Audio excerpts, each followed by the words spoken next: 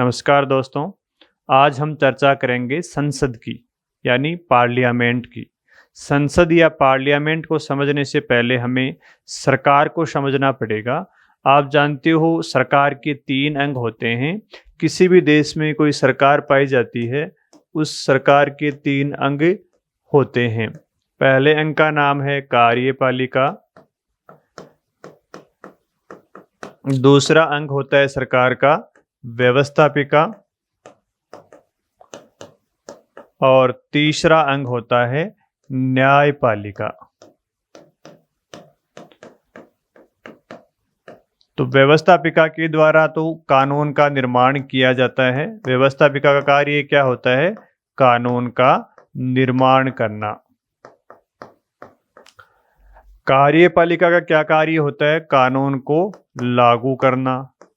व्यवस्थापिका के द्वारा जो कानून निर्माण किया जाता है, उस कानून को लागू करवाने का कार्य कार्यपालिका के द्वारा किया जाता है। और न्यायपालिका का क्या कार्य होता है? न्यायपालिका कोई व्यक्ति या कोई संस्था इन कानूनों का उल्लंघन करता है तो उसको दंड देने का कार्य करती है। और दूसरा, कोई संस्थाओं के मध्य अगर विवाद होता है, व्यक्तियों के मध्य विवाद होता है, तो उस विवाद को समाधान करने का कार्य न्यायपालिका के द्वारा किया जाता है। तो कानून के उल्लंघन पर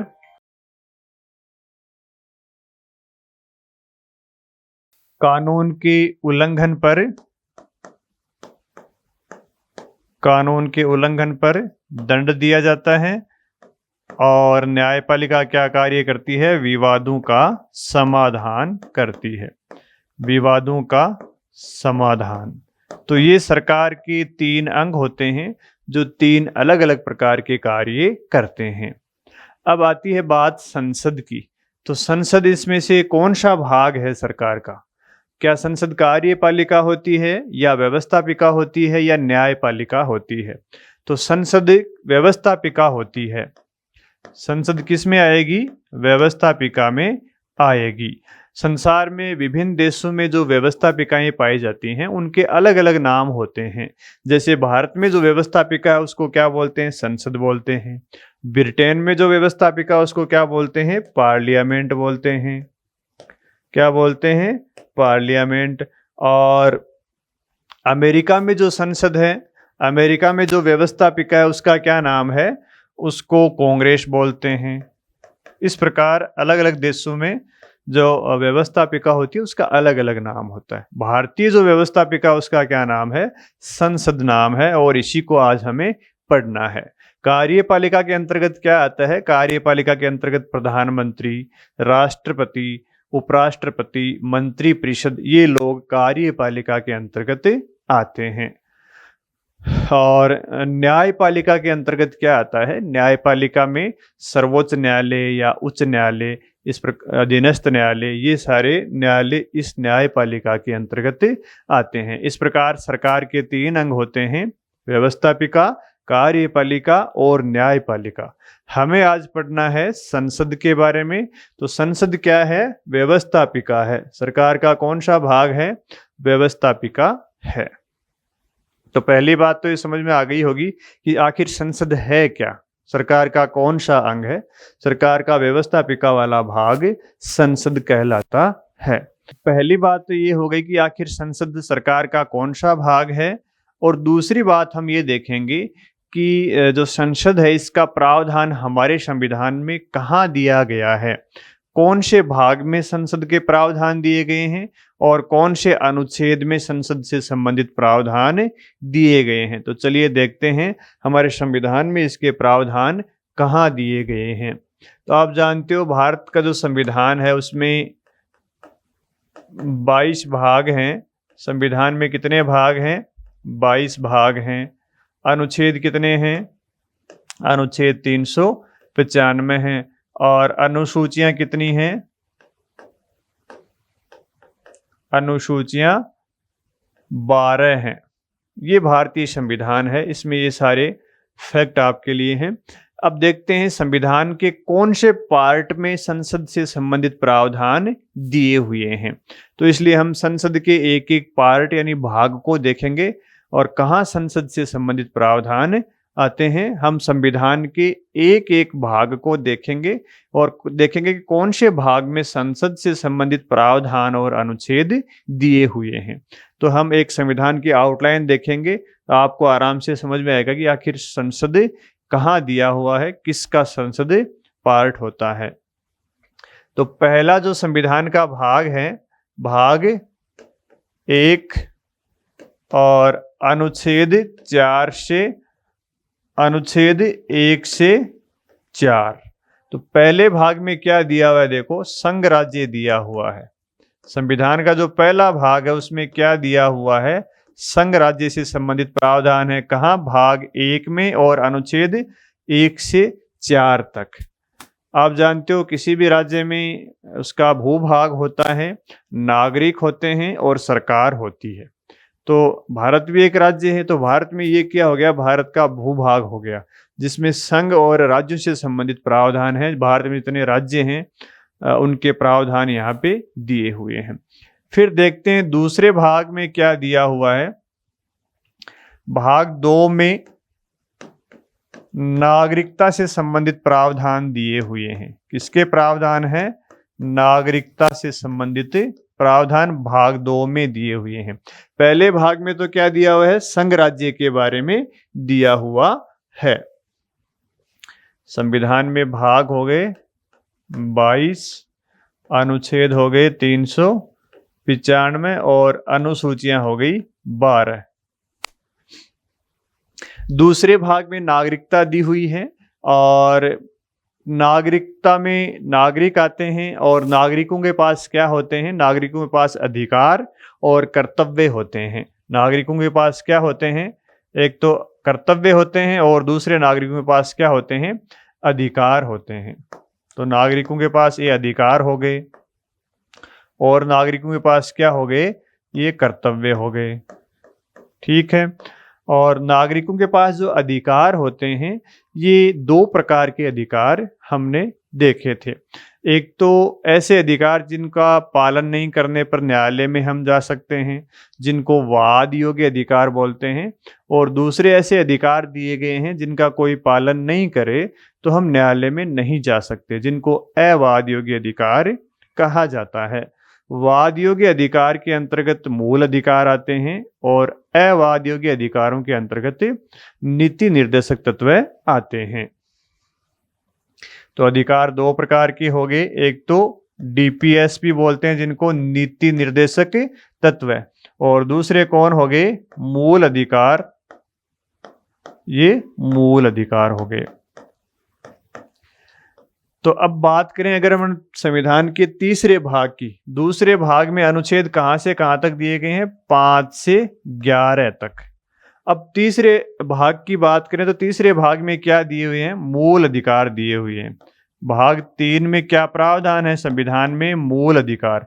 और अनुच्छेद कहां से कहां तक होंगे, 5 के 11 हैं तो 11 से आगे 12 से 35, 12 से 35 तक मूल अधिकारों के प्रावधान दिए हुए हैं। फिर आता है नीति निर्देशक तत्व। नीति निर्देशक तत्व भाग 4 में दिए हुए हैं, भाग 4 में दिए हुए हैं। और अनुच्छेद कहां से कहां तक आएंगे, देखो 35 तक तो यहां तक है, तो फिर 36 से 51 तक आएंगे, 36 से 51 तक। उसके बाद में आता है भाग 4 क। भाग 4 क में क्या चीजें दी गई हैं, भाग मूल कर्तव्य दिया गया 4 क और अनुच्छेद 51 क, इसमें क्या दिया हुआ है, मूल कर्तव्य दिया हुआ है। तो ये हमारे संविधान के भाग 4 हो गए। पहला भाग संघ राज्य दिया हुआ है, दूसरा भाग जिसमें नागरिकता दी हुई है, तीसरा भाग जिसमें मूल अधिकार दिए हुए हैं, चौथा भाग जिसमें डीपीएसपी यानी नीति निर्देशक तत्व दिए हुए हैं, और चौथा क का भाग जिसमें मूल कर्तव्य दिए हुए हैं। तो किसी भी राज्य में नागरिक होते हैं, भूभाग हो गया, और दूसरी तरफ क्या होती है, सरकार भी होती है। राज्य में क्या पाई जाती है, एक सरकार होती है। हमारे देश में कितने प्रकार की सरकार पाई जाती हैं, हमारे देश में 5 प्रकार की सरकार होती है। कितने प्रकार की सरकारें पाई जाती हैं? 5 प्रकार की सरकारें हमारे देश में पाई जाती हैं। कौन कौन सी सरकारें हैं? 5 देखो। एक तो केंद्र सरकार पाई जाती है। पहले प्रकार की सरकार कौन होती है? केंद्र सरकार। हमारे देश में 5 प्रकार की सरकार हैं। केंद्र सरकार, राज्यों की सरकार, स्थानीय सरकार, अनुसूचित केंद्र शासित प्रदेशों की सरकार, और 5वीं सरकार हो गई जनजातीय सरकार। तो 5 प्रकार की सरकार हमारे देश में पाई जाती हैं। ये भी आपको याद रखना चाहिए। केंद्र सरकार हो गई, फिर राज्य सरकार हो गई, केंद्र सरकार, राज्य सरकार, फिर आ गई केंद्र शासित प्रदेशों की सरकार, जिसको क्या बोलते हैं? यूटी बोलते हैं, यूनियन टेरिटरी गवर्नमेंट। और चौथे प्रकार की सरकार हो गई स्थानीय सरकार। स्थानीय सरकार, स्थानीय सरकार हो गई। और 5वें प्रकार की सरकार हो गई जनजातीय सरकार। जनजातीय सरकार। तो ये 5 प्रकार की सरकार हो गई। तो यहां हमने भाग 4 क तक देख लिया। 5वें भाग में कौन सी सरकार है? भाग 5 में केंद्र सरकार दी हुई है। भाग 5 में क्या दिया हुआ है? केंद्र सरकार। और केंद्र सरकार में अनुच्छेद कहां से कहां तक हैं? अनुच्छेद 52 से लेकर 151 तक। अनुच्छेद 52 से 151 में किसके प्रावधान दिए हुए हैं? केंद्र सरकार के प्रावधान दिए हुए हैं। कौन से भाग में दिए हुए हैं? भाग 5 में दिए हुए हैं। भाग 6 में क्या दिया हुआ है? ये आ गया भाग 6। भाग 6 में क्या दिया हुआ है? राज्य सरकार। अनुच्छेद कहां से कहां तक है? अनुच्छेद 152 से 151 तो यहाँ है, तो 152 से अनुच्छेद 237 तक भाग 6 में दिए हुए हैं। उसके बाद में आता है भाग 7। भाग 7 को संविधान से हटा दिया गया था। कब हटाया था? 7वें संविधान संशोधन 1956 के द्वारा 7वें भाग को संविधान से हटा दिया गया था। फिर आता है भाग 8 आता है। 8वें भाग में कौन सी सरकार दी हुई है? 8वें भाग में यूटी गवर्नमेंट दी हुई है। दिल्ली की, पुदुचेरी की गवर्नमेंट दी हुई है, जो केंद्र शासित प्रदेश हैं, वहां की सरकार के बारे में प्रावधान दिया गया है। और अनुच्छेद कहां से कहां तक है? अनुच्छेद 237। तो ये हो गई 38वां, 7वें भाग में था जिसको हटा दिया है। और अनुच्छेद 239 से 242 तक यूटी से संबंधित प्रावधान दिए गए हैं। भाग 9 में सरकार दी हुई है स्थानीय सरकार। भाग 9 में कौन सी सरकार दी हुई है? स्थानीय सरकार दी हुई है। कौन से भाग में? 9वें भाग में, अनुच्छेद 243। कौन सा अनुच्छेद है? 243। स्थानीय सरकार में कौन आता है? पंचायती राज, नगर पालिकाएं ये आती हैं। और भाग 10, ये भाग 10वां हो गया। इसमें जनजातीय सरकार पाई जाती है और अनुच्छेद 244 तक। तो ये भारतीय संविधान के 10 भाग हैं, जिसमें 5 प्रकार की सरकारें पाई जाती हैं। लोगों के पास अधिकार हैं, कर्तव्य हैं और डीपीएसपी हैं। अब ये देखते हैं केंद्र सरकार के जो पार्ट हैं उनको देखते हैं। देखिए, केंद्र सरकार, आप जानते हो किसी भी सरकार के 3 भाग होते हैं। किसी भी सरकार के कितने भाग होते हैं? 3 भाग होते हैं। तो देखिए, ये केंद्र सरकार हो गई। केंद्र सरकार के 3 भाग देखते हैं अपन। केंद्र के ये 1, ये 2 और ये तीसरा भाग। पहले भाग में क्या आती है? कार्यपालिका होती है। कार्यपालिका, ये हमने देखा था कि किसी भी सरकार में 3 पार्ट होते हैं। कार्यपालिका, फिर आती है व्यवस्थापिका और फिर आती है न्यायपालिका। कार्यपालिका, व्यवस्थापिका और न्यायपालिका। तो केंद्र सरकार के भी 3 भाग होते हैं। कार्यपालिका हो गई, व्यवस्थापिका हो गई, न्यायपालिका हो गई। और अनुच्छेद 52 से 151 तक दिए हुए हैं। केंद्र सरकार की जो कार्यपालिका है उसके प्रावधान संविधान में कहाँ दिए गए हैं? तो अनुच्छेद 52 से लेकर अनुच्छेद 72 से लेकर अनुच्छेद 8 तक दिए हुए हैं। केंद्र सरकार की जो व्यवस्थापिका होती है उसके अनुच्छेद कहाँ से कहाँ तक हैं? अनुच्छेद 79 से 122 तक। और केंद्र सरकार की जो न्यायपालिका है उसके प्रावधान संविधान में कहाँ दिए गए हैं? अनुच्छेद 124 से 147 तक। अब आप ये कह सकते हो कि यहाँ 123वां कहाँ गया? तो 123वें में राष्ट्रपति के अध्यादेश जारी करने की शक्ति दी हुई है, इसलिए हमने यहाँ पे नहीं लिखा। तो कार्यपालिका के अंतर्गत देखो क्या क्या आते हैं। कार्यपालिका में राष्ट्रपति आएगा। केंद्र सरकार की जो कार्यपालिका है उसमें राष्ट्रपति आएगा, उसमें उपराष्ट्रपति आएगा, उपराष्ट्रपति भी आएगा, उसमें प्रधानमंत्री आएगा, पीएम आएगा, उसमें मंत्रिपरिषद आएगी। केंद्र सरकार की जो मंत्रिपरिषद है संघ सरकार की वो आएगी। महान्यायवादी आएगा, महान्यायवादी आएगा, और केग आएगा, नियंत्रक एवं महालेखा परीक्षक केंद्र सरकार की कार्यपालिका के अंतर्गत आएगा। तो केंद्र सरकार की जो कार्यपालिका है उसमें 52 से 78 तक ये सारे अधिकारियों के प्रावधान दिए हुए हैं। 52 में राष्ट्रपति के बारे में है, 64 के बाद में उपराष्ट्रपति के बारे में है, 74-75 में मंत्रिपरिषद और प्रधानमंत्री के बारे में प्रावधान दिए गए हैं। फिर अनुच्छेद 76 में महान्यायवादी के बारे में प्रावधान दिए गए हैं। और यहाँ 151 तक है, यहाँ हमने 147 लिखा है, तो 148 से 151 तक कैग के बारे में प्रावधान दिए हुए हैं।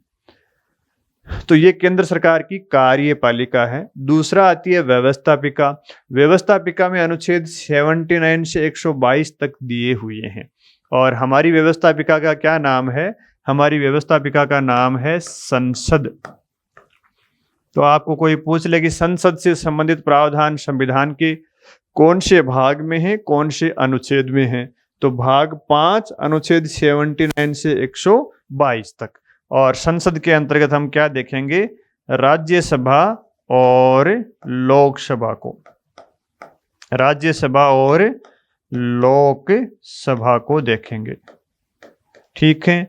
और तीसरा आता है न्यायपालिका। इसमें हम क्या देखेंगे? सर्वोच्च न्यायालय को, सर्वोच्च न्यायालय को देखेंगे। तो अब एक बात आपके समझ में आ गई होगी कि हम जिस संसद को आज पढ़ेंगे वो संविधान में कहाँ दी गई है, कौन से भाग में दी गई है। देखो ये संसद है, कौन से भाग में दी गई है? कौन से भाग में दी हुई है? ये भाग 5 में दी हुई है। अनुच्छेद कहाँ से कहाँ तक हैं? 79 से 122 तक दिए हुए हैं। और ये संघ सरकार की व्यवस्थापिका का भाग है। तो हमारे संविधान में ये 10, तो हमारा जो सिलेबस है उसमें भी हमें संघ सरकार के बारे में ही पढ़ना है। संघ सरकार की कार्यपालिका, संघ सरकार की व्यवस्थापिका, संघ सरकार का न्यायपालिका। जैसे राष्ट्रपति से संबंधित प्रावधान हमें पढ़ने हैं जो कार्यपालिका का पार्ट है। उप प्रधानमंत्री के बारे में पढ़ने हैं, मंत्रिपरिषद के बारे में हमें अध्ययन करना है। तो कार्यपालिका में राष्ट्रपति, प्रधानमंत्री और मंत्रिपरिषद के प्रावधान हमें पढ़ने हैं। व्यवस्थापिका में संसद के बारे में हमें पढ़ना है। और न्यायपालिका में सर्वोच्च न्यायालय का संगठन और कार्य हमें देखना है। तो हमारा जो सिलेबस है उसमें हम यहाँ केंद्र सरकार वाले पार्टों का अध्ययन करेंगे। तो हमारे जो सिलेबस से संबंधित भाग हैं वो संविधान में कहाँ दिए गए हैं? देखो कहाँ दिए गए हैं? संविधान के भाग 5 में दिए हुए हैं। तब आपको अंदाज लग गया होगा संविधान में कहाँ से अपने को पढ़ना है, कौन से अनुच्छेदों को देखना है, कौन से भाग को देखना है। तो आज हम चर्चा करेंगे संसद की। और आपको पता लग गया होगा कि संसद संविधान में कहाँ दी गई है। तो भाग 5 में अनुच्छेद 79 से 122 तक 122 तक संसद से संबंधित प्रावधान दिए हुए हैं। जैसे केंद्र सरकार के 3 अंग हैं उसी प्रकार राज्य सरकार के भी 3 अंग हैं। राज्य सरकार को हमें नहीं पढ़ना है इसलिए हम इसको आगे डिफाइन नहीं कर रहे हैं। फिर केंद्र शासित प्रदेशों की सरकार है, पंचायती राज के प्रावधान दिए गए हैं, जनजातीय सरकार दी हुई है। तो ये भाग 10 तक संविधान की आउटलाइन है। हमें सिर्फ भाग 5 से मतलब है, यही सिलेबस में दिया हुआ है। तो अब आज हम चर्चा करेंगे संसद की। तो संसद के बारे में हमें क्या पढ़ना है? देखो, संसद में क्या क्या चीज़ों के बारे में हमें अध्ययन करना है, क्योंकि संसद से संबंधित जो प्रावधान दिए गए हैं संविधान में, वो अनुच्छेद 79 से 122 तक दिए गए हैं। लगभग 40 अनुच्छेद दिए हुए हैं। तो संसद में हमें कौन कौन सी बातों का अध्ययन करना है, एक बार उनको देख लेते हैं ताकि आपके आउटलाइन दिमाग में बैठ जाए। संसद में देखो, संसद के साधारण प्रावधानों के बारे में हमें अध्ययन करना है। फिर संसद के पदाधिकारियों के बारे में अध्ययन करना है कि संसद के पदाधिकारी कौन कौन हैं। और फिर संसद के सदस्यों की अयोग्यता के बारे में अध्ययन करना है। सदस्यों की अयोग्यता किस आधार पर होती है। संसद की विधायी प्रक्रिया के बारे में चर्चा करनी है। और संसद की वित्तीय प्रक्रिया के बारे में, वित्तीय प्रावधानों के बारे में चर्चा करनी है। और संसद की कार्य संचालन संबंधी प्रक्रिया का अध्ययन करना है। कार्य संचालन प्रक्रिया के बारे में जानकारी करनी है। तो हमें संसद के अंतर्गत इन चीजों की जानकारी करनी है। तो साधारण प्रक्रिया के अंतर्गत हम क्या देखेंगे? संसद का गठन कैसे होता है, संसद की संरचना कैसे होती है, संसद की अवधि कितनी होती है, संसद के सत्र, सत्रावसान, विघटन कैसे होता है, इन चीजों के बारे में साधारण प्रक्रिया के अंतर्गत देखेंगे। संसद के पदाधिकारियों में लोकसभा के अध्यक्ष, लोकसभा के उपाध्यक्ष और राज्यसभा के सभापति और राज्यसभा के उपसभापति, इनके बारे में प्रावधानों को हमें देखना पड़ेगा। और संसद सदस्यों की अयोग्यता के बारे में चर्चा करनी है, जैसे किस आधार पर संसद सदस्य अयोग्य हो सकते हैं, दल बदल के आधार पर होंगे या दिवालिया होने पर होंगे या फिर भ्रष्ट आचरण के आधार पर कैसे होंगे, ये प्रावधान इसमें हमें देखने हैं। फिर विधायी प्रक्रिया के अंतर्गत की कोई विधेयक संसद में कैसे प्रस्तुत किया जाएगा, कब प्रस्तुत किया जाएगा, कौन से सदन में किया जाएगा, संयुक्त बैठक कब होगी, इन चीज़ों की हमें अध्ययन करना पड़ेगा। विधेयकों पर अनुमति कौन देगा, कैसे देगा, इनके बारे में विधायी प्रक्रिया में देखना है। फिर वित्तीय प्रक्रिया में बजट से संबंधित प्रावधान, वित्त विधेयक के बारे में, विनियोग विधेयक के बारे में, प्राक्कलनों के बारे में हमें वित्तीय प्रक्रिया के अंतर्गत देखना पड़ेगा। और कार्य संचालन संबंधी प्रक्रिया, जैसे संसद के सदनों को संचालित करने के लिए लोकसभा अध्यक्ष के द्वारा जिन नियमों को काम में लिया जाता है, उनसे संबंधित बातें यहाँ पे दी गई हैं। और संसदीय प्रक्रिया में न्यायालय के हस्तक्षेप को रोकने से संबंधित प्रावधान यहाँ पे दिए गए हैं। तो हमें संसद के अंतर्गत ये सारी बातें पढ़नी है। ये मैंने आपको एक आउटलाइन बताई है। आज हम चर्चा करेंगे संसद के साधारण प्रावधानों के बारे में। संसद के साधारण प्रावधानों में आज हम 2 बिंदुओं पर ध्यान केंद्रित करेंगे। एक तो संसद के गठन और संसद की संरचना से संबंधित प्रावधान देखेंगे। तो आइए देखते हैं संसद के गठन से संबंधित प्रावधान। संसद का गठन और दूसरा हम देखेंगे आज संसद की संरचना। इन 2 बिंदुओं का अध्ययन आज करेंगे। पहला हम बिंदु लेंगे संसद का गठन। संसद का गठन भारतीय संविधान के अनुच्छेद 79 में दिया हुआ है। कौन से अनुच्छेद में दिया हुआ है? अनुच्छेद 79 में। संसद के गठन के अंतर्गत बताया गया है कि भारत में संसद 3 भागों से मिलकर बनती है। संसद के कितने भाग होते हैं? 3 भाग होते हैं। पहला भाग होता है राष्ट्रपति और संसद का दूसरा भाग होता है राज्यसभा और संसद का तीसरा भाग है लोकसभा। इन तीनों से मिलकर संसद का गठन होता है। संसद के कितने भाग होते हैं? 3 भाग होते हैं, राष्ट्रपति, राज्यसभा और लोकसभा। कई बार ये प्रश्न पूछा जाता है कि संसद का निम्न में से कौन सा भाग नहीं है, तो कई लोग गलत कर जाते हैं, क्योंकि लोग ऐसा सोचते हैं कि राष्ट्रपति संसद का भाग नहीं होता है। राष्ट्रपति तो क्या होती है? कार्यपालिका होती है, जबकि ये व्यवस्थापिका होते हैं। लेकिन हमारे देश में संसदीय शासन प्रणाली अपनाई गई है और संसदीय शासन प्रणाली में आप जानते हो कार्यपालिका और व्यवस्थापिका में आपस में समन्वय पाया जाता है। कार्यपालिका का निर्माण ही व्यवस्थापिका में से ही होता है और कार्यपालिका व्यवस्थापिका के प्रति उत्तरदायी भी होती है। तो संसदीय शासन में कार्यपालिका और व्यवस्थापिका में आपस में समन्वय और सहयोग पाया जाता है, इसलिए हमारे यहाँ पे राष्ट्रपति व्यवस्थापिका का ही भाग होता है, संसद का भाग माना जाता है। तो ये ध्यान में रखने हैं। संसद के कितने भाग हैं? 3 भाग हैं, राष्ट्रपति, राज्यसभा, लोकसभा। राष्ट्रपति वैसे तो क्या होता है? कार्यपालिका होती है, लेकिन ये संसद का भाग होता है।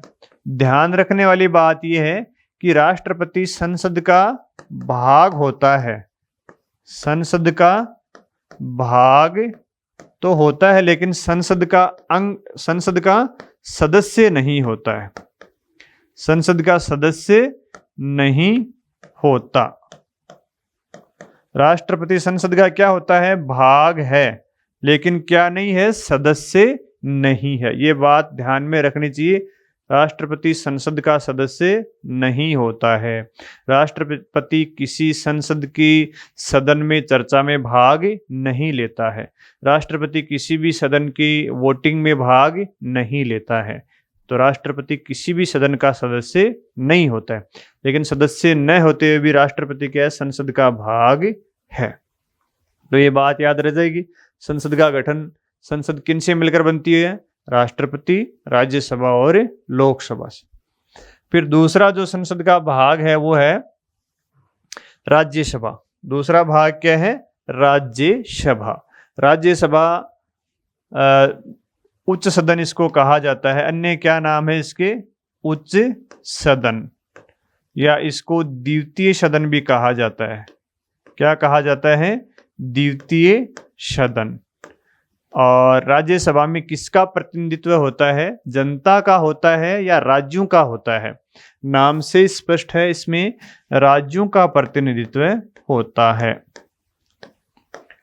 राज्यों का प्रतिनिधित्व होता है। और इसका नाम 1954 से पहले राज्य परिषद होता था। 1954 से पहले इसका क्या नाम होता था? राज्य परिषद। अगस्त 1954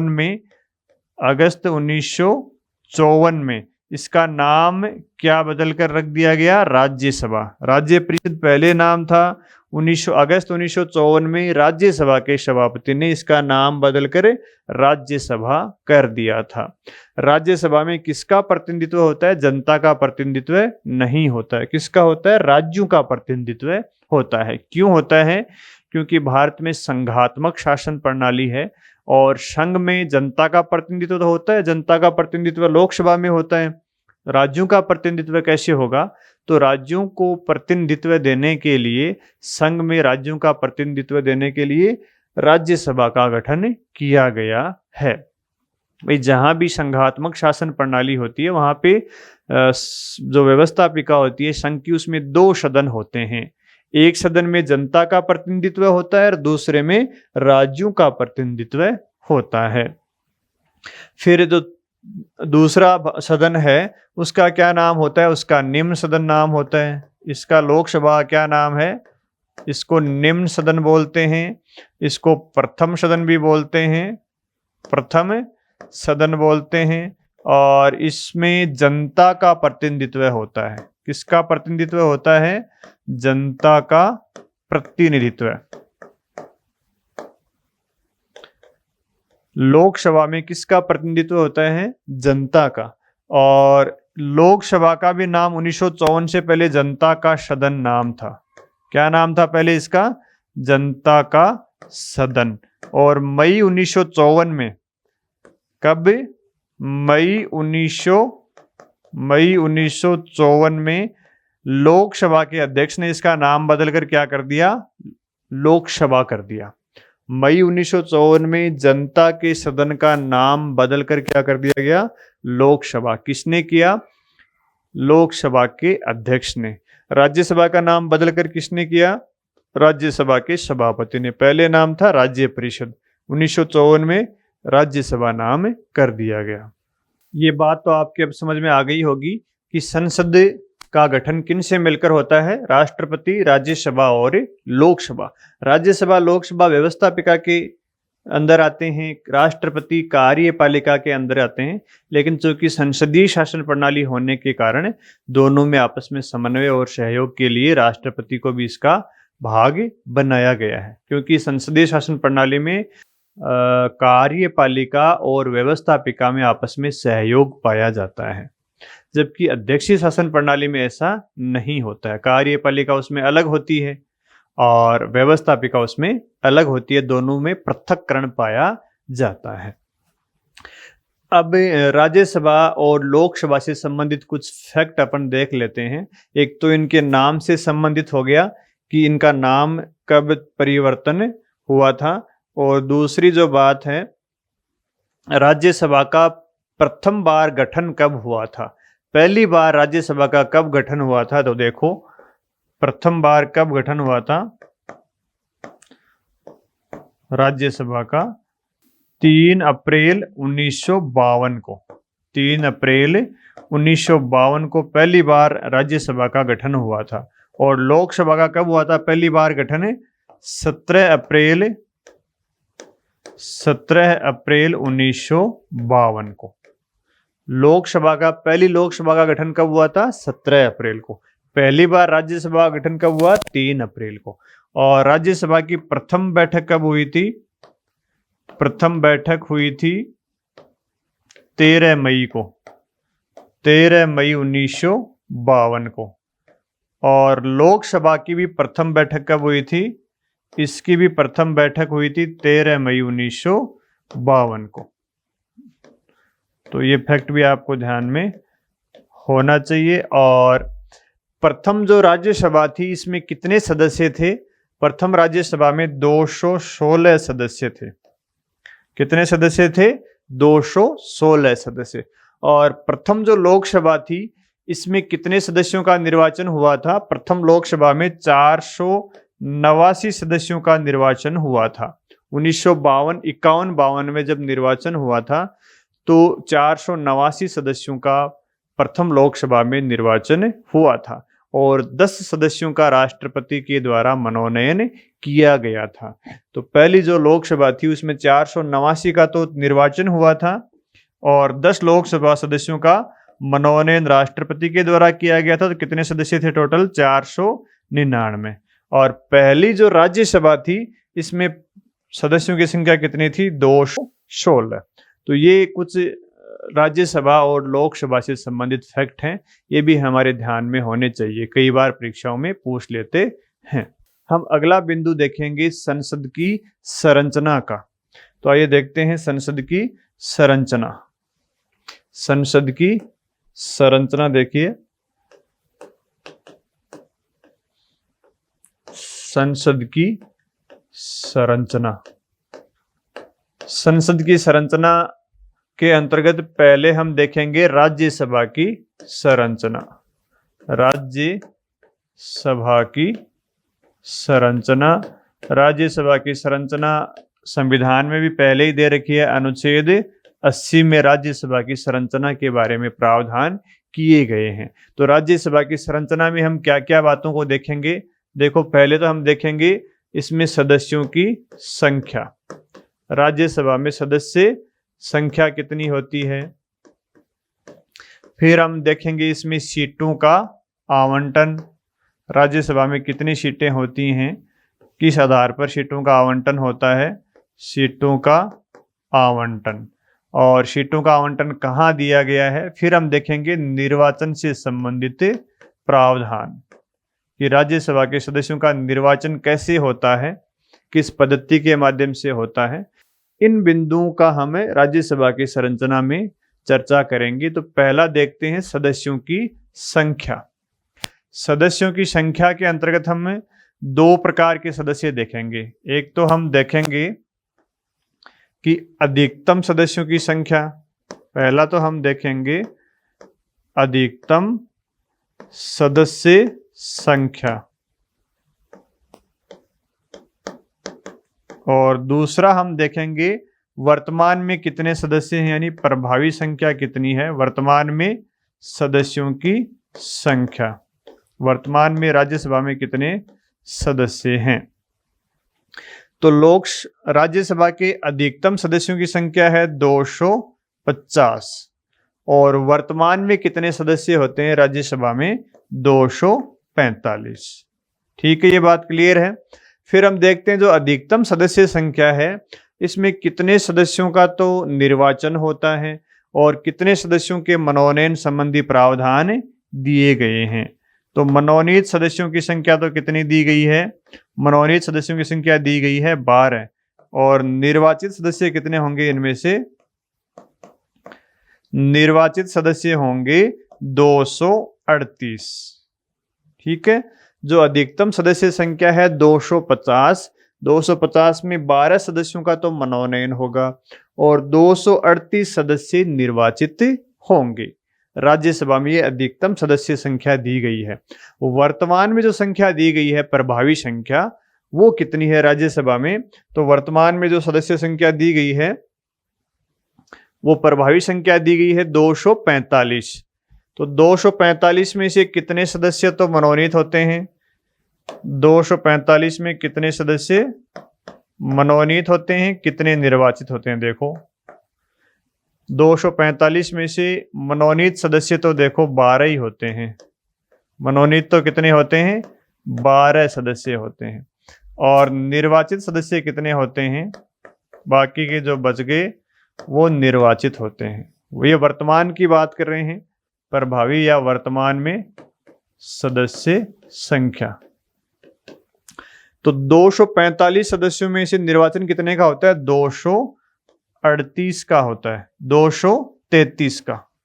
किसका होता है, 233, और मनोनयन होता है 12 का, तो ये हो गए 245।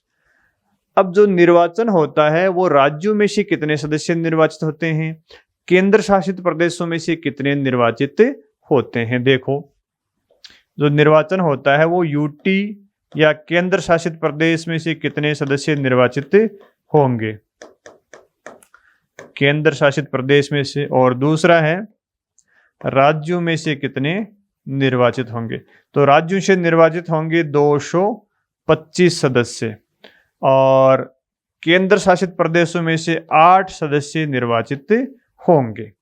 वर्तमान में राज्यसभा में 225 सदस्य राज्यों से निर्वाचित होते हैं, और केंद्र शासित प्रदेश जैसे दिल्ली हो गई, पुदुचेरी हो गई, जम्मू कश्मीर हो गया, वहां से 8 सदस्य निर्वाचित होते हैं। तो ये बात क्लियर है, इसमें कहीं कोई कंफ्यूजन नहीं होना चाहिए।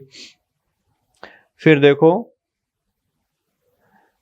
फिर आती है बात मनोनीत सदस्यों की। तो सदस्यों का मनोनयन कौन करता है, सदस्यों का मनोनयन राष्ट्रपति के द्वारा किया जाता है। राष्ट्रपति कितने सदस्यों का मनोनयन करते हैं, 12 का करते हैं। 12 सदस्य कौन होते हैं, जो साहित्य, विज्ञान, कला और समाज सेवा में उत्कृष्ट कार्य जिन्होंने किया है, जिन्होंने साहित्य के संबंध में, विज्ञान के संबंध में, कला के संबंध में और समाज सेवा के संबंध में बहुत कोई अच्छा कार्य किया है, उन लोगों का राष्ट्रपति के द्वारा राज्यसभा में 12 सदस्यों का मनोनयन होता है। ठीक है, अब देखो जो निर्वाचित सदस्य होते हैं 225, केंद्र शासित से 8, 12 मनोनीत, तो इस प्रकार 245 सदस्य हो जाते हैं। तो ये राज्यसभा के सदस्यों की संख्या है। दोनों ही आपको याद रखनी चाहिए, अधिकतम सदस्य संख्या भी याद रखनी चाहिए और वर्तमान में कितनी सदस्य संख्या वो भी आपको याद होनी चाहिए। कितने सदस्य मनोनीत करते हैं, कौन करता है, किस क्षेत्र में जो उत्कृष्ट है उनका करता है, वो ध्यान में होना चाहिए। और फिर हम देखेंगे सीटों का आवंटन। ये बात तो सीटें होगी कितनी होंगी, अधिकतम कितनी है, कहाँ से निर्वाचित होंगे। फिर दूसरी जो इसमें बात है वो है सीटों का आवंटन। सीटों का आवंटन देखो, ये दूसरा हमारा बिंदु है, सीटों का आवंटन। तो राज्यसभा के सदस्यों का जो सीटों का आवंटन दिया गया है, तो इसमें हम दो बातें देखेंगे। देखो, सीटों का आवंटन राज्यसभा में, सीटों का आवंटन, कहाँ सीटों का आवंटन, राज्यसभा में। राज्यसभा में सीटों का आवंटन में दो बातें हम देखेंगे। एक तो सीटों का आवंटन कहाँ दिया गया है, सीटों का आवंटन है कहाँ, दूसरा किस आधार पर किया गया है। राज्यसभा में सीटों का आवंटन किस आधार पर किया गया है, तो आधार तो क्या है, जनसंख्या के आधार पर। राज्यसभा में सीटें किस आधार पर दी गई हैं, प्रत्येक राज्य को उसकी जनसंख्या के आधार पर सीटें दी गई हैं। जिस राज्य की जनसंख्या कम है उसको कम सीटें दी गई हैं, जिसकी ज्यादा है उसको ज्यादा सीटें दी गई हैं। इसका मतलब ये है कि हमारे यहाँ भारत में राज्यसभा में राज्यों का प्रतिनिधित्व समान नहीं है। किसी राज्य के पास 31 सीटें हैं, किसी राज्य के पास 1 सीट है, किसी के पास 10 सीट हैं, किसी के पास 18 सीट हैं, किसी के पास 16 सीट हैं। अमेरिका की तरह यहाँ पर सभी राज्यों के पास समान सीट नहीं है। अमेरिका में प्रत्येक राज्य के पास 2 सीट हैं, चाहे जनसंख्या ज्यादा हो कम हो। यानी वहाँ राज्यसभा में या उच्च सदन होता है, जो सीनेट होता है, उसमें प्रत्येक राज्य का समान प्रतिनिधित्व है। भारत में ऐसा नहीं है। क्यों? क्योंकि भारत में जो सीटें दी गई हैं वो जनसंख्या के आधार पर, जनसंख्या के अनुपात में दी गई हैं। फिर देखते हैं सीटों का आवंटन कहाँ दिया गया है। सीटों का आवंटन चौथी अनुसूची में दिया गया है। कौन सी अनुसूची में दिया गया है सीटों का आवंटन? संविधान की जो चौथी अनुसूची है उसमें दिया गया है। तीसरी अनुसूची में क्या दिया गया है? शपथ से संबंधित प्रावधान दिए गए हैं। दूसरी अनुसूची में क्या दिया गया है? वेतन से संबंधित प्रावधान दिए गए हैं। और चौथी अनुसूची में राज्यसभा की सीटों का आवंटन दिया गया है। अब दूसरी बात यह है कि किन राज्यों को कितनी कितनी सीटें दी गई हैं, ये भी चौथी अनुसूची में ही लिखा हुआ है। तो हम 4-5 राज्यों की सीटें देखेंगे, जिनकी ज्यादा सीटें हैं और जिनकी बहुत कम सीटें हैं उनका चर्चा करेंगे। जैसे देखो, सबसे अधिक राज्यसभा में सीटें किसकी हैं? यूपी की हैं। यूपी की राज्यसभा में 31 सीटें हैं। फिर आती हैं महाराष्ट्र की, कितनी सीटें हैं? महाराष्ट्र की कितनी सीटें हैं राज्यसभा में? महाराष्ट्र के पास 19 सीटें हैं। तमिलनाडु के पास 18 सीटें हैं। 5-7 राज्यों की आपको याद होनी चाहिए। तमिलनाडु के पास 18 हैं। पश्चिमी बंगाल के पास कितनी सीटें हैं? पश्चिमी बंगाल के पास भी 16 सीटें हैं। बिहार के पास 16 सीटें हैं। बिहार में राज्यसभा की 16 सीटें हैं। राजस्थान में कितनी हैं? राजस्थान में राज्यसभा की 10 सीटें हैं। और एक और राज्य है जिसमें 10 सीटें हैं, वो है उड़ीसा। उड़ीसा और राजस्थान में राज्यसभा की कितनी सीटें हैं? 10-10 सीटें हैं। तो यूपी में देखो सर्वाधिक हैं 31 सीटें, महाराष्ट्र में 19, तमिलनाडु में 18, इन दोनों में 16, राजस्थान में 10। और कई ऐसे राज्य हैं जिसमें राज्यसभा की एक सीट भी है।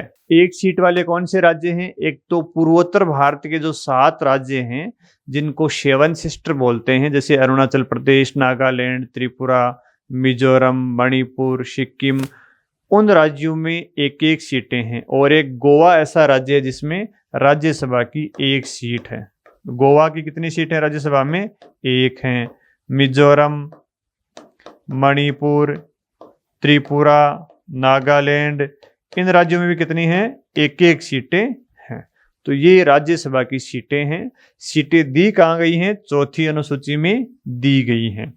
तो ये भी आपको ध्यान में रखना चाहिए, सीटें कहाँ दी गई हैं, किस आधार पर दी गई हैं, किस राज्य को कितनी सीटें हैं, 5-7 राज्यों की संख्या याद होनी चाहिए।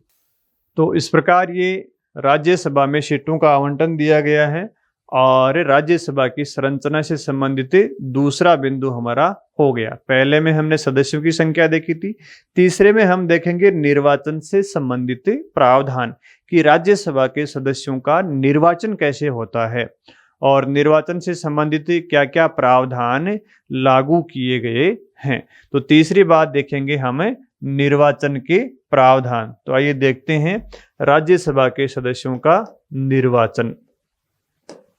राज्यसभा के सदस्यों का निर्वाचन से संबंधित प्रावधान। राज्यसभा के निर्वाचन से संबंधित जो प्रावधान है उनमें हम किन किन बातों को देखेंगे। एक तो हम देखेंगे कि भाई राज्यों से जो सदस्य राज्यसभा में निर्वाचित होते हैं वो उनका निर्वाचन कैसे होता है, क्या प्रावधान है। दूसरा हम देखेंगे संघ शासित प्रदेशों का, संघ शासित प्रदेशों से राज्यसभा के लिए कैसे निर्वाचन होता है। तीसरा हम देखेंगे निर्वाचन पद्धति और अन्य निर्वाचन से संबंधित प्रावधान। तो सबसे पहले हम देखेंगे भी राज्यों के द्वारा जो सदस्य निर्वाचित होते हैं, कौन से सदस्य होते हैं। देखो ये जो सदस्य दिए गए हैं, यहाँ पे जो सदस्य है ना ये राज्यसभा में निर्वाचित होते हैं कहाँ से? राज्यों से होते हैं, केंद्र शासित प्रदेशों से होते हैं। तो ये जो सदस्य 225 सदस्य राज्यों से जाते हैं राज्यसभा में, उनके संबंध में क्या प्रावधान किए गए हैं। इनके संबंध में संविधान में ये लिखा गया है कि राज्य विधानसभा के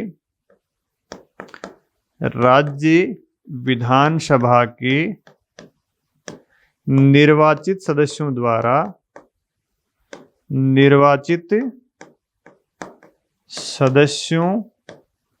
द्वारा आनुपातिक प्रतिनिधित्व की एकल संक्रमणीय पद्धति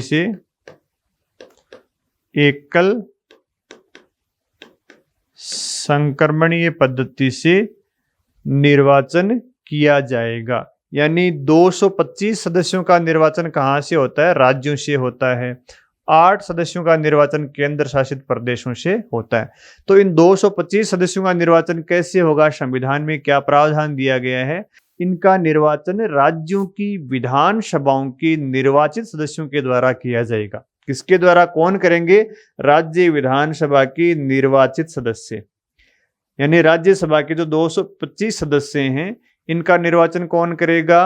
राज्यों की विधानसभाओं के निर्वाचित सदस्य। कैसे करेंगे? किस पद्धति के माध्यम से करेंगे? आनुपातिक प्रतिनिधित्व की एकल संक्रमणीय पद्धति के माध्यम से करेंगे। तो पहली बात तो ये हो गई कि राज्यसभा के जो सदस्य राज्यों से निर्वाचित होंगे वो कैसे होंगे? अप्रत्यक्ष निर्वाचन होगा उनका। कैसे होगा? अप्रत्यक्ष निर्वाचन होगा। अप्रत्यक्ष निर्वाचन का अर्थ है उनका निर्वाचन जनता के द्वारा सीधा नहीं होगा। पहले जनता राज्य की विधानसभाओं के सदस्य का निर्वाचन करेगी और फिर राज्य की विधानसभाएं राज्यसभा के सदस्यों का निर्वाचन करेंगे। इसका मतलब ये हुआ कि राज्यसभा के सदस्यों का निर्वाचन अप्रत्यक्ष होता है, पहली बात। और पद्धति कौन सी काम में लेते हैं? आनुपातिक प्रतिनिधित्व की एकल संक्रमणीय पद्धति। आनुपातिक प्रतिनिधित्व का मतलब क्या होता है? इसका अर्थ ये होता है कि राज्य विधानसभा में जिस दल के जितने सदस्य होंगे उसी अनुपात में उनको सीटें मिलेंगी। आनुपातिक प्रतिनिधित्व का देखो क्या अर्थ होता है। आनुपातिक प्रतिनिधित्व का मतलब दो इसके अर्थ होते हैं। पहला अर्थ तो हो गया कि विधानसभा सदस्यों के अनुपात में, विधानसभा सदस्यों की संख्या के अनुपात में राज्यसभा में सीटें मिलेंगी, राज्यसभा में सीटें प्राप्त होंगी। यानी किसी भी राजनीतिक दल के विधानसभा में सदस्यों की संख्या के अनुपात में राज्यसभा में उनको सीटें मिलेंगी। आनुपातिक प्रतिनिधित्व का पहला मतलब तो ये हो गया, यानी किसी राजनीतिक दल को विधानसभा में ज्यादा सीटें हैं तो राज्यसभा में भी उसके ज्यादा सदस्यों का निर्वाचन होगा, और किसी राजनीतिक दल को विधानसभा में निर्वाचित विधायकों की संख्या कम है तो उनको राज्यसभा में भी सीटें कम ही मिलेंगी। तो इसका पहला अर्थ तो ये हो गया। और दूसरा अर्थ होता है निर्वाचित होने वाले उम्मीदवार को वोटों का कोटा प्राप्त करना होगा, कोटा प्राप्त करना होगा। तो आनुपातिक प्रतिनिधित्व की जो प्रणाली है उसमें दो चीजें आती हैं कि आपको विधानसभा के सदस्यों के अनुपात में ही राज्यसभा की सीटें मिलेंगी, यानी जितना अनुपात में आपके विधायक हैं उसी अनुपात में आपको राज्यसभा की सीटें मिलेंगी। और दूसरा इसका अर्थ है आपको निर्वाचित होने के लिए मतों का कोटा प्राप्त करना पड़ेगा। तो आइए देखते हैं कोटा कैसे प्राप्त करते हैं। कोटा प्राप्त करने का सूत्र क्या है? देखो,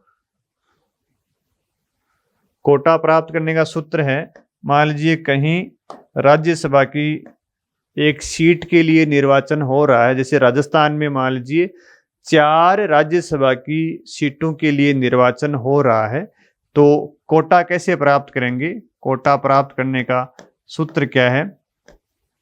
यानी किसी जीतने वाले उम्मीदवार को कितने मतों की आवश्यकता पड़ेगी। राजस्थान में आप जानते हो 200 विधायक हैं, तो 4 राज्यसभा की सीटों के लिए निर्वाचन हो रहा है, तो एक उम्मीदवार को कितने मत प्राप्त करने पड़ेंगे, मतों का कितना कोटा प्राप्त करना पड़ेगा ताकि वो निर्वाचित हो जाए। तो कोटा प्राप्त करने का देखो सूत्र क्या है, राज्य विधानसभा के निर्वाचित सदस्यों की संख्या, राज्य विधानसभा के निर्वाचित विधायकों की संख्या, विधायकों की संख्या बट्टा रिक्त स्थान, बट्टा क्या है? रिक्त स्थान प्लस 1, और यहां इसको गुणा करेंगे 100 से और फिर प्लस 1 जोड़ देंगे। फिर कितना जोड़ देंगे? प्लस 1 जोड़ देंगे। अब मान लीजिए राजस्थान में 4 राज्यसभा की सीटों के लिए निर्वाचन हो रहा है। राजस्थान की विधानसभा में निर्वाचित विधायक कितने हैं? 200 हैं। गुणा कितने से करेंगे? 100 से करेंगे। ये 100 से गुणा कर दिया। रिक्त सीटों की संख्या कितनी है? ये 4 है। रिक्त सीटों की संख्या कितनी है? 4 है। और 4 में कितना जोड़ देंगे? 1 जोड़ देंगे। और यहां फिर कितना जोड़ेंगे? जो आएगा भागफल उसमें 1 जोड़ देंगे।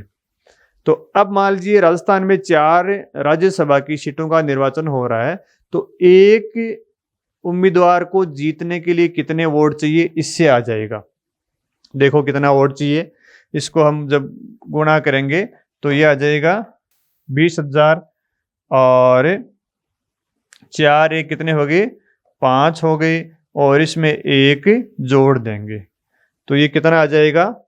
4001 आ जाएगा। यानी एक उम्मीदवार को जीतने के लिए कितने वोट चाहिए? 4001 वोट चाहिए। किसी भी उम्मीदवार को राजस्थान में जब 4 राज्यसभा की सीटें खाली होती हैं तो एक उम्मीदवार को जीतने के लिए कितने वोटों का कोटा चाहिए? 4001 वोट चाहिए। तो पहली बात तो समझ में आ गई कि कोटा कैसे प्राप्त करते हैं, ये कोटा प्राप्त करने का सूत्र है। दूसरी बात मैंने बताई कि आनुपातिक प्रतिनिधित्व का मतलब होता है विधानसभा सदस्यों की संख्या के अनुपात में सीटें प्राप्त होंगी। विधानसभा में किसी राजनीतिक दल के पास 130 सीटें हैं और एक राजनीतिक दल के पास 70 सीटें हैं, तो 4 सीटों का जब चुनाव हो रहा है, 4 सीटों का चुनाव हो रहा है, तो जिसके पास 130 सीटें हैं उसको कितनी सीटें राज्यसभा के लिए प्राप्त होंगी? उसको 3 सीटें प्राप्त हो जाएंगी। और जिसके पास 70 सीट हैं उसको 1 ही सीट प्राप्त होगी। यानी ये आनुपातिक रूप से सीटें प्राप्त हो गई।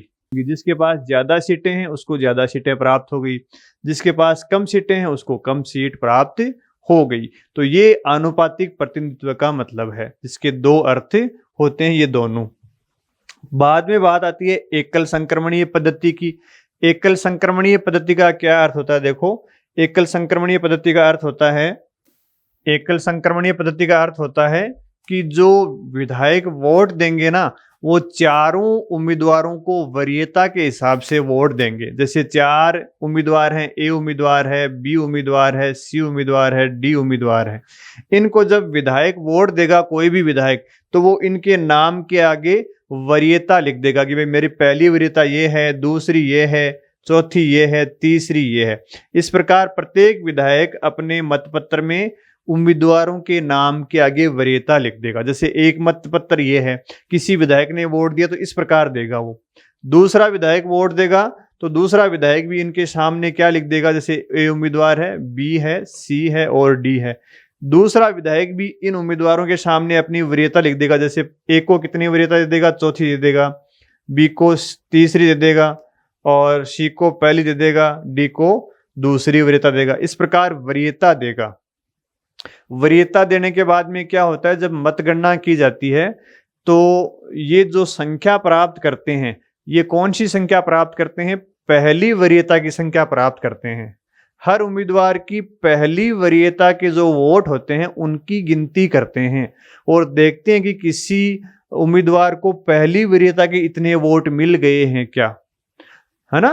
तो एकल संक्रमणीय प्रणाली में क्या करते हैं, हर विधायक एक एक उम्मीदवार को वरीयता के हिसाब से वोट देता है। गिनती करते हैं तो पहली वरीयता के वोटों की गिनती की जाती है। अगर किसी राज्यसभा के उम्मीदवार को पहली वरीयता के इतने वोट मिल जाते हैं, कोटा प्राप्त हो जाता है, तो वो निर्वाचित हो जाता है। पहली वरीयता के इतने वोट नहीं मिलते हैं किसी भी उम्मीदवार को, तो फिर क्या करते हैं, मतों का संक्रमण करते हैं। जिस उम्मीदवार को सबसे कम मात्रा में पहली वरीयता के वोट मिलते हैं उसके मतों को दूसरे उम्मीदवारों को संक्रमित कर देते हैं, दूसरे उम्मीदवारों को ट्रांसफर कर देते हैं।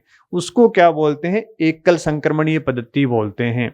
ट्रांसफर कैसे करते हैं? जैसे मान लीजिए ये जो डी उम्मीदवार है, इसको पहली वरीयता के सबसे कम वोट प्राप्त हुए हैं, तो डी को मतगणना से हटा दिया जाएगा और डी को जो पहली वरीयता के वोट मिले हैं उन वोटों को दूसरी और तीसरी वरीयता के अनुसार अन्य उम्मीदवारों को स्थानांतरित कर दिया जाता है।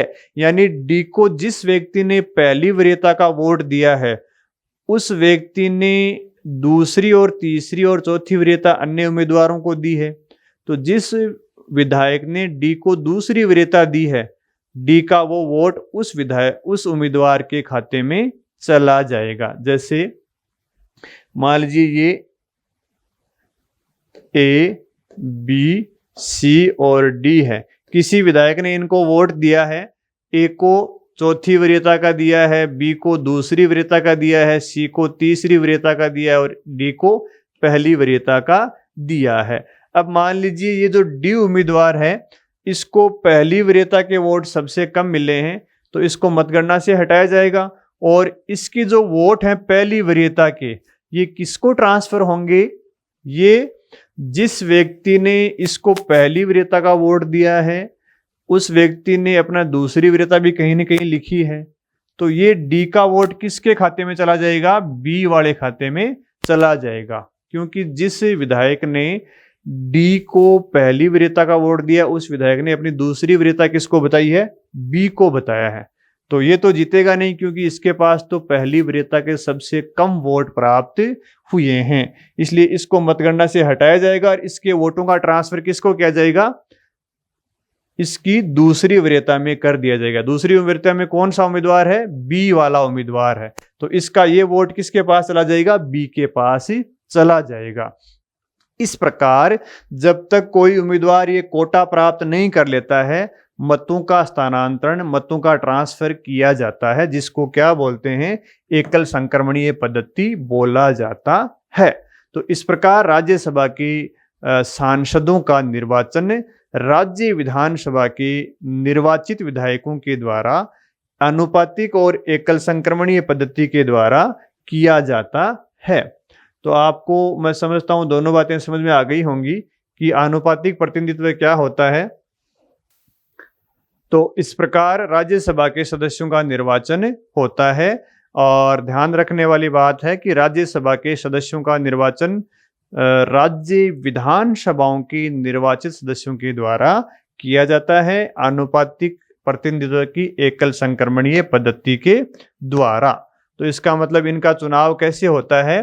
अप्रत्यक्ष चुनाव इनका होता है। राज्यसभा के सदस्यों का निर्वाचन कैसे होता है? अप्रत्यक्ष पद्धति के माध्यम से होता है। संघ शासित प्रदेशों के द्वारा जो 8 सदस्यों का निर्वाचन होता है, उनका निर्वाचन कैसे होता है, उनके बारे में क्या प्रावधान किए गए हैं। ये बात तो हमने जो राज्यों से 225 सदस्यों का निर्वाचन होता है उनके बारे में कही है। अब बात आती है कि संघ शासित प्रदेशों से जो 8 सदस्यों का निर्वाचन होता है उनका निर्वाचन कैसे होता है। तो देखिए उनके निर्वाचन से संबंधित क्या प्रावधान दिए गए हैं। तो संघ शासित प्रदेशों के जो राज्यसभा के सदस्य निर्वाचित होते हैं उनके लिए कहा गया कि संसद विधि बनाकर तय करेगी। इनका निर्वाचन कैसे होगा? संसद विधि बनाकर तय करेगी कि इनका निर्वाचन कैसे होगा। संविधान में तो यह कहा गया है कि संघ शासित प्रदेशों से राज्यसभा के लिए जो सदस्यों का निर्वाचन होगा उनके प्रावधान संसद विधि बनाकर तय करेगी। और संसद ने विधि बनाई है 1965 में और इस विधि में कहा गया है कि संघ शासित प्रदेशों के जो राज्यसभा के सदस्य निर्वाचित होंगे वो भी आनुपातिक प्रतिनिधित्व की एकल संक्रमणीय पद्धति और संघ शासित प्रदेशों की विधानसभाओं की निर्वाचित सदस्यों के द्वारा होगा। संघ शासित प्रदेशों की जो राज्यसभा में सदस्य निर्वाचित होते हैं वो भी राज्यों के समान ही निर्वाचित होंगे। लेकिन इसमें संविधान में ये प्रावधान किया गया कि संसद विधि बनाकर तय करेगी और इनके प्रावधान संविधान में दिए गए हैं। इनके लिए कहा कि संसद विधि के द्वारा तय करेगी। इसके बाद में आते हैं हमें और अन्य क्या प्रावधान है। तो राज्यसभा के निर्वाचन में खुला मतदान होता है। ये ध्यान रखने वाली बात है। मतदान कैसा होता है? खुला मतदान, यानी जो मतदाता मतदान करता है वो अपनी पार्टी के व्यक्ति को मतदान का जो पत्र होता है उसको दिखा सकता है, अपना मतदान पत्र उसको दिखा के वोट दे सकता है। इसको क्या बोलते हैं? खुला मतदान बोलते हैं। और दूसरी बात है कि मान लीजिए कोई राजस्थान का व्यक्ति है, क्या वो हरियाणा से राज्यसभा का सदस्य हो सकता है? क्या उसको हरियाणा का निवासी होना जरूरी है या नहीं है? तो ये 2003 तक तो ये प्रतिबंध था कि कोई व्यक्ति जिस राज्यसभा से सदस्य का चुनाव लड़ता है उसी का वो मूल निवासी होना चाहिए, उसी का निवासी होना चाहिए। लेकिन 2003 में निवास संबंधी शर्त हटा दी गई है। इसलिए कोई व्यक्ति भारत के किसी भी राज्य से राज्यसभा का सदस्य हो सकता है। जैसे मनमोहन सिंह असम से राज्यसभा के सदस्य थे, सोनिया गांधी अभी राजस्थान से राज्यसभा की सदस्य बनी है। तो निवास संबंधी शर्त नहीं है, किसी भी राज्य का व्यक्ति होगा वो राज्यसभा में निर्वाचित हो सकता है। राज्यसभा के नामांकन जब कोई व्यक्ति करता है तो उसको 10 प्रस्तावकों की आवश्यकता पड़ती है और 10,000 रुपये उसको जमानत राशि जमा करवाने पड़ते हैं। जब वो व्यक्ति कुल वैध मतों का 1/6% प्राप्त नहीं करता है तो उसके 10,000 रुपये रिजर्व बैंक में जमा हो जाते हैं, जिसको हम बोलचाल की भाषा में जमानत जब्त होना कहते हैं। तो राज्यसभा में कितने सदस्य चाहिए? प्रस्तावक 10 प्रस्तावक चाहिए नामांकन के लिए और 10,000 रुपये की जमानत राशि होती है ना। और निवास संबंधी शर्त नहीं है, किसी भी राज्य का निवासी कहीं भी राज्यसभा का सदस्य बन सकता है। तो ये हमने आज देखा है राज्यसभा के सदस्यों का निर्वाचन से संबंधित प्रावधान। तो हमने राज्यसभा के बारे में 2-3 बातें देख ली हैं। देखो, राज्यसभा की संरचना से संबंधित प्रावधान जो कि अनुच्छेद 80 में दिया हुआ है, इसमें कोई किसी प्रकार का कंफ्यूजन नहीं होना चाहिए। निर्वाचन कैसे होता है? अप्रत्यक्ष पद्धति से होता है। पद्धति का नाम क्या है? आनुपातिक एकल संक्रमणीय पद्धति। आनुपातिक एकल संक्रमणीय पद्धति। और राज्यों के लिए प्रावधान तो संविधान में ही कर दिया है। और केंद्र शासित प्रदेशों के लिए प्रावधान कहाँ किया है? केंद्र शासित प्रदेशों के लिए कहा है कि इनका निर्वाचन की विधि कौन तय करेगी? संसद विधि के द्वारा तय करेगी। तो ये निर्वाचन से संबंधित प्रावधान दिए हुए हैं। तो ये राज्यसभा की संरचना के सारे प्रावधान अनुच्छेद 80 में दिए हुए हैं। अब हम बात करेंगे लोकसभा की संरचना से संबंधित प्रावधान पर।